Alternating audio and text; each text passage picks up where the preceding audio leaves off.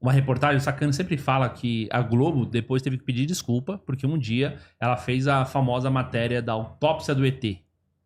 Fez uma autópsia e tinha um ET, e o ET, tipo, era um boneco de cera, todo pintado de verde, pra parecer um marciano. Então. E que aí a Globo pediu desculpa, porque aquilo era mentira, que aquilo aí não tinha veracidade nenhuma, só que ela fez isso pelo hype na época. Sim. Eu participei muito de Globo Repórter, Manchete Documento, SBT Repórter, falando de ufologia e coisas sérias. Então, você tinha até, por exemplo, Gugu Liberato, uma época queria falar do que a tiazinha viu um UFO na Marginal. Você quer vir comentar? Desculpa, não, que o programa é tão jocoso que não tem seriedade. Eu já falei, ufologia com Jô Soares, Ronivon, vários indivíduos da televisão tradicional. E tudo é a seriedade. Agora, Júnior, eu chego aqui e falo assim, Júnior, eu sou um contatado. Eu sou um cara que eu tenho chip na minha mente e eu tenho um contato direto com seres. E eu sei coisas. Pergunta o quê? O quê? Não posso falar. Porque eles não deixam? Não, daí vem o termo, não posso falar. Não ficou bom? Ficou um mistério. E olha, e eu sei coisas que vão acontecer, eu comecei a fazer umas previsões agora, mas eu não posso falar. Mas assim, quando foi que eles implantaram o chip na sua cabeça? Então, foi uma vez, eu era pequeno ainda, e eu tive um sonho tão real, e esses seres apareceram no meu quarto à noite. Eles eram luminosos, tinham olhos grandes. E eu senti uma coisa sendo introduzida pelo meu nariz. E daí eu fiquei com uma rinite por um tempão. Depois que eu descobri que aquilo não era rinite, era um implante. Gostou? Convenceu? Uhum. Um monte de gente aqui vai dizer, nossa, eu também. Isso que é impressionante. Mas por que tantas pessoas têm essa similaridade no relato? Ser humano, aí que vai entrar na minha área. Nossa, olha, tá vendo? Tem nada. Mas todo mundo vai olhar se a gente continuar falando. O ser humano é sugestionável, extremamente sugestionável. Você já ouviu falar de merchandising? Então, na novela, não tinha garrafa de Coca-Cola virada para cá. Estava no cantinho ali, pretinha. O que é aquela garrafa pretinha? Coca-Cola. Então, aquilo induz sua mente Coca-Cola. Você pedir um Guará, Coca-Cola. A mente é extremamente sugestionável. Hoje, se a gente começar a falar aqui de esteira ergométrica, que é bom fazer ginástica, exercício, a gente fala 10 minutos. Daqui a pouco vai aparecer no nosso... Vai vir umas mensagens de Mercado Livre e tal, de comprar esteira. A gente está tem algoritmos que nos levam a acreditar e a querer determinadas coisas. Então você acha que as pessoas que faziam esses relatos de encontros, de conversas com alienígenas e tudo mais, elas se auto-multiplicam porque uma fala uma coisa e aí aquilo, quando acontece, a pessoa replica aquilo também? Vamos lá. Você falou agora, basicamente, uma frase popular muito conhecida. Quem conta um conto... aumenta um ponto. Ponto. Entendeu? Então, e é engraçado, todo mundo gosta de ser especial. A gente estava falando agora de São Bento. Vamos lá, eu gosto da filosofia, da energia, de São Bento. Então, muita gente vai se identificar com a gente. E se a gente começar a falar de São Bento, muita gente vai procurar a obra, os ensinamentos. Ele era um exorcista, ele era um afastador de demônios, de coisas ruins. Então, a gente usa muitas vezes aquele símbolo como uma egrégora de energia que nos estimula a se sentir mais protegidos. Um exemplo, uma mocinha saiu da faculdade, ela está na rua e ela acha que tem alguém seguindo ela. Ela olha e está com medo. Ela tem um crucifixo. Então ela puxa o crucifixo. Ai, meu Deus, me protege. Então aquilo dá um reforço mental para ela se acalmar e se equilibrar. Entendeu? Então nós temos gatilhos para isso. E o nosso tema de hoje é os drones, né? Até a gente estava chamando eles de drufos.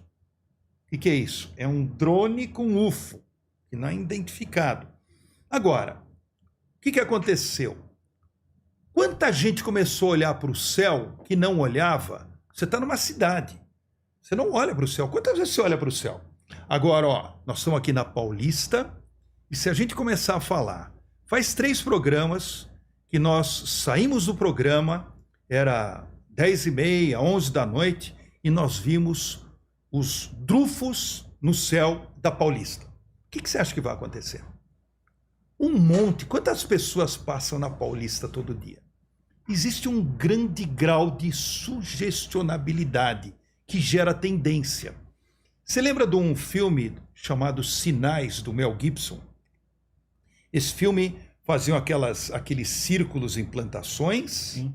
E daí começaram a aparecer seres na casa do Mel Gibson, do irmão dele e tal. Naquela época, houve pânico. Tinha um monte de gente que começou a ver UFO, que começou a achar que tinha um extraterrestre olhando para ele. Então, essas coisas geram tendências que a gente tem que filtrar, tem que tomar cuidado. Esse caso agora é aquela... Não sei se você já viu shows que são feitos com drones. Os caras programam no computador, mas eles fazem foguete, eles fazem coisas impressionantes. Até tem aquele God Talent Show, que tem uma apresentação de drone, você fica boquiaberto, mas você não conhece. Agora, o que está acontecendo é muita gente passou a olhar para cima e começou a ver. E o que eles estão vendo? Luzes. O que é luz? E ainda, isso começou muito a aumentar a partir de setembro de 2023, outubro. Setembro de 2023, aquele japonês, o físico lá, ele chama Michio Kaku. Então ele estava, na teoria dele, como aumentou muito, os Estados Unidos liberou o uso de drones à noite. Então aumentou muita gente usando drones. E você sabe que o ser humano, para pregar peça, é ele mesmo, né? Você sabe que o teu vizinho tem medo de alguma coisa? Você sabe que em Botucatu tem um grupo que brinca, que é a Sociedade do Saci, Pererê. Lá tem o Saci, encontramos o gorrinho do Saci, pegamos o cachimbinho do Saci, e gera uma tendência. Nós estamos vendo aqui, mas está no mundo inteiro. Pô, mas a vida inteira, a gente que trabalha, pesquisa ufologia, a vida inteira a gente sabe que tem objetos não identificados. Mas é o quê? É não identificado. Mas muita gente fala assim, eu vi um disco voador. Ele não viu objeto não identificado. E para ele, é uma certeza. Eu vi um disco voador. Muitos fenômenos marianos, muitos fenômenos religiosos, inclusive em Aparecida, né? O fenômeno que aconteceu na época foi mais para ufologia do que para santo. Mas agora, você refarta que teve um fenômeno inusitado naquela área, começa aí o quê? Peregrinos, gente. Daí vai vendedor de cachorro-quente, o comércio local ganha dinheiro, tudo aumenta. Então o ser humano, ele é muito gado, ele vai atrás do que se fala. Você vai lembrar de um caso legal. Você lembra da Santa da Janela? Lembro. O que teve de peregrinação naquela área, e era assim, tocar R$10. Então o cara tocava, se benzia R$10. Foto, R$5. E lotou. Entendeu? Então olha como espalha uma coisa. Então a gente na ufologia sabe que isso acontece. A gente vê que o indivíduo, você hoje conta aqui com detalhes que você foi abduzido. Mas vamos lembrar que a imaginação ela é grande. Você leu O Senhor dos Anéis, viu os filmes. O cara imaginou uma outra língua, um outro povo, os hobbits. Ele imaginou todo um outro mundo entre as duas guerras mundiais. Olha como a mente é criativa. Isso é muito incrível. E criou aquele romance fantástico. Então, muita gente hoje cria uma série de coisas a partir de pequenas coisas. Então, nós temos que tomar cuidado e tem que ter certos critérios. Mas daí você pergunta assim, Luciano, você acredita em UFO? Não é bem acredita. O ufólogo, ele tem um trabalho de coletar dados, de ir atrás, de ver coisas diferentes, pesquisar o que o cientista achou que era besteira e pronto. Você vê, as pirâmides de Quéops foi erguida durante 20 anos por 100 mil homens que usaram pedras de até 20 toneladas. Em 1990, o Japão tentou fazer uma mini pirâmide com as técnicas descritas pelos egiptólogos e não conseguiu.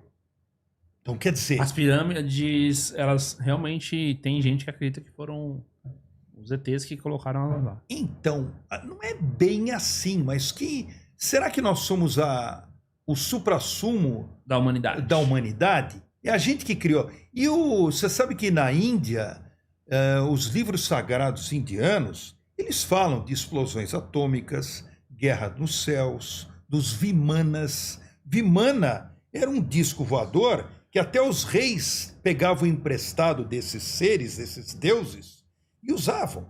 E tinham batalhas nos céus descritas de luzes que derrubavam esses Vimanas, que eram nitidamente lasers. Você sabe que hoje o próprio Israel está usando laser que consegue abater mísseis. Então, isso século XXI. Os caras estão falando em milênios atrás que já tinha isso. Agora, por que a gente não explora melhor tudo isso? Por que fica tabu? Qual é a verdadeira história da humanidade? Mas você, então, acredita no seguinte, de que há indícios para se estudar isso cientificamente? Então, é o que o ufólogo, teoricamente, o ufólogo correto, que vai atrás, conversa, busca evidência, e não um ufólogo de gabinete, que ficar aqui olhando na internet é uma coisa. Você ir atrás. Você já fez uma vigília, Júnior? Sem num local que falam que tem luzes, Deus tem coisas mais estranhas. Não. Aí que tá, só sentindo. Porque daí você tá lá sozinho, ou com um amigo maluco, né? Porque ele fala, eu vou junto. E daí você tá vendo. Daí vem uma luz. E aquela luz esquisita começa a aumentar, aumentar, aumentar. O que é aquilo? Como é que você fica? E é normalmente em Minas Gerais, né? Então, você vai ter muitas incidências na Chapada dos Guimarães, na Serra da Beleza, Serra do Roncador. Nós temos vários lugares no mundo que tem uma incidência do fenômeno objetos voadores não identificados que não tem uma explicação. E daí tem até aquele explicação, é fogo-fato, que seria gases, mas não tem pântano nenhum ali. Então, fica meio fácil. E o cético, eu acho legal o cético. Não tem, pronto.